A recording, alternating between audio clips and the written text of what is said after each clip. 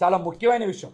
ఇంకొకటి, పవన్ కళ్యాణ్ గారి నిజస్వరూపం తెలియాలి అంటే 2018 నుంచి 2024 వరకు పవన్ కళ్యాణ్ గారి రక్త సంబంధికుల ఆస్తుల వివరాలు ప్రకటించాలి. ఒక్క చిరంజీవి గారు రామ్ చరణ్ గారి తప్పించి, ఒక చిరంజీవి గారు రామ్ చరణ్ గారి తప్పించి పవన్ కళ్యాణ్ గారి రక్త సంబంధికులు కుటుంబ సభ్యులు అంటే వాళ్ళ అక్కగారు, వాళ్ళ చెల్లిగారు, వాళ్ళ మేనల్లుళ్ళు, వాళ్ళ అన్న, వాళ్ళందరి ఆస్తులు ప్రకటించాలి. పవన్ కళ్యాణ్ గారికి వాళ్ళందరూ బినామీలే. గతంలో వాళ్ళు ఎవరి మీద ప్రేమాభిమానాలు లేవే, వాళ్ళని ఏ రోజు మీరు కలుపుకోలేదే, కానీ వాళ్ళందరినీ కలుపుకున్నారు. విజయ గారి పేరు మీద ఎంత చేశారు, వైష్ణవ్ తేజ్ గారి మీద ఎంత చేశారు, వరుణ్ తేజ్ గారి మీద ఎంత చేశారు, లేకపోతే నాగబాబు గారి మీద ఎంత చేశారు, వీళ్ళందరూ కూడా ఆస్తులు పక్కాగా ప్రకటించాలి. 2018 నుంచి 2024 వరకు మీ ఆస్తులన్నీ ప్రకటించాలి. చాలా వరకు పవన్ కళ్యాణ్ గారి ఆస్తులు బినామీలన్నీ వాళ్ళ పేర్ల మీదే పెట్టారు. ఇంకో ముఖ్యమైన విషయం, పవన్ కళ్యాణ్ గారు ఎన్నికల అఫిడవిట్లోనే చూపించారు. 2021 నుంచి 24 మధ్య ఆయన హైదరాబాద్లో 4200 గజాలు ఆస్తులు కొన్నారని, 4200 గజాలు ఆస్తులు కొన్నారని ఆయనే చెప్తున్నారు. అవి ప్రధానంగా ఎక్కడున్నాయి? షేక్పేట, కాజాపేటలో ఉన్నాయి. షేక్పేట, కాజాగూడలో ఉన్నాయి. 4194 గజాలు. ఆయన ఎంత కొన్నానని చెప్తున్నారు? 50 కోట్లకు కొన్నామని చెప్తున్నారు. కానీ ఈ ప్రాంతాల్లో, ఆయన కొన్న ప్రాంతంలో ఒక్కొక్క గజం 2.5 లక్షల నుంచి 3 లక్షలు ఉంది. 2.5 లక్షల నుంచి 3 లక్షలు ఉంది. అంటే ఆస్తుల విలువ మీరు కొన్నప్పుడు 120 కోట్లు, కానీ మీరు చూపించిందే 50 కోట్లు. మిగతా 70 కోట్ల రూపాయల బ్లాక్ మనీ ఎక్కడి నుంచి వచ్చింది మీకు? మిగతా 70 కోట్ల రూపాయల బ్లాక్ మనీ ఎక్కడి నుంచి వచ్చింది? ఎలా ఇచ్చారు?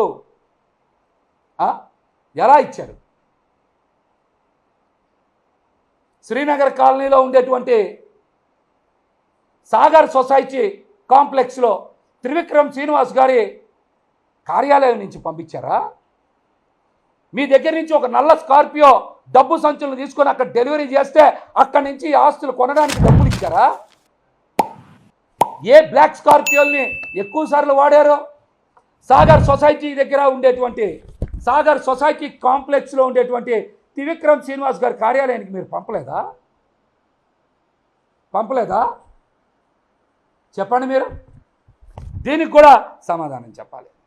అట్లాగనే పవన్ కళ్యాణ్ గారు చెప్పారుగా చాలాసార్లు, పార్టీ కార్యాలయం కొనడానికే మా పిల్లల పేరు మీద నేను ఎఫ్డీలు రద్దు చేశా, మంగళగిరి పార్టీ కార్యాలయం కొన్నా అన్నారు. అసలు మీరు ఎఫ్డీలు ఎప్పుడు రద్దు చేశారు? ఎక్కడ రద్దు చేశారు?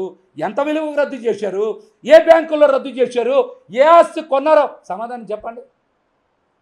కానీ మొన్న మీరు చూపించిన లెక్కల్లో మీ పేరు మీద కానీ, మీ కుటుంబ సభ్యుల పేరు మీద కానీ 28 కోట్ల రూపాయలు ఫిక్స్డ్ డిపాజిట్స్ ఉన్నాయి. కానీ మీరు అప్పు 46 కోట్లు చేశారని చెప్తున్నారు. మీ బ్యాంకుల్లో ఫిక్స్డ్ డిపాజిట్లు 28 కోట్లు పెట్టుకొని 46 కోట్ల రూపాయలు అప్పు చేయడం ఏంటి? ఎవడన్నా డబ్బు ఉంటే అప్పు చేస్తాడా? బ్యాంకుల్లో ఫిక్స్డ్ డిపాజిట్లు 28 కోట్లు ఉంటే 46 కోట్లు ఎవడన్నా అప్పు చేస్తాడా? ఈ మాయ ఏంటి? ఈ మర్మం ఏంటి? ఎవరిని తప్పుదారి పట్టించడానికి, ఎవరిని మోసం చేయడానికి? దీనికి కూడా సమాధానం చెప్పాలి. మీరు సమాధానం చెప్పాలి. పవన్ కళ్యాణ్ గారు ఇప్పటి వరకు చాలా ఆస్తులు కొన్నారు. కొని అన్ని స్వాధీనపరుచుకునే అగ్రిమెంట్లో రాసుకున్నారు. అందులో కూడా ఒక ముఖ్యమైన చెప్తా.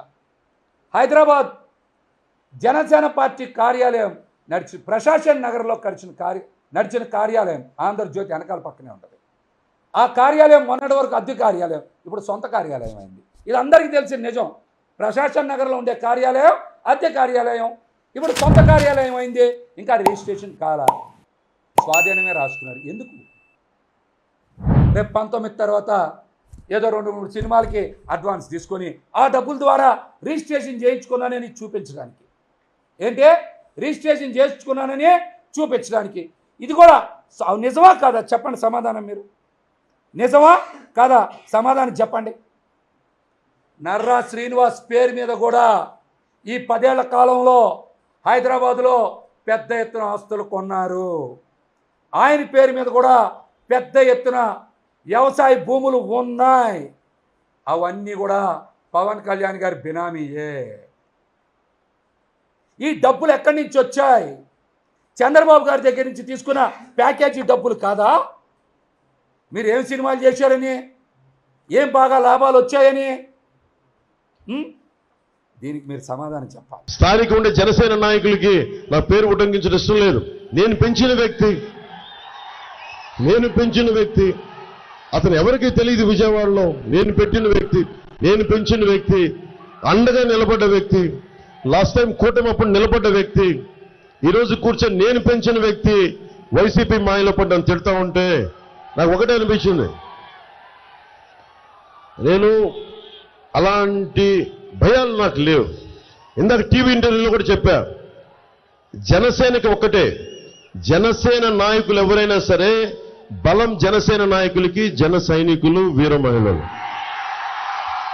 క్యాడర్ బేస్డ్ పార్టీ, సిద్ధాంతం బేస్డ్ పార్టీ ఇది. నాయకులు జనం నాయకులకు బలం అవుతారు, కానీ నాయకులు కూడా అర్థం చేసుకోవాలి. నేను పోయినసారి ఇదే పశ్చిమం కోసం సిపిఐ వాళ్ళతోటి అడ్డంగా నిలబడి సీట్ని మనం తీసుకొచ్చాను నేను. అలాంటిది నన్ను కూర్చొని తిడతా ఉంటే నాకు ఒకటే అనిపించింది. నాకు చెప్పారు వాళ్ళు తిడుతున్నారంటే నాకు ఒకటే అనిపించింది, ఇవన్నీ భరించకపోతే నేను నాయకుడిని ఎందుకు అవుతాను? అంత భయపడిపోతావా? అరే ఏదైనా సరే వ్యక్తిగత కారణాలు ఏదైనా కావచ్చు. మనస్ఫూర్తిగా చెప్తాను కదా, నా మీద విమర్శలు చేసి పశ్చిమ నియోజకవర్గ మాజీ జనసేన నాయకుడు నేను క్షమిస్తున్నాను ఈరోజు.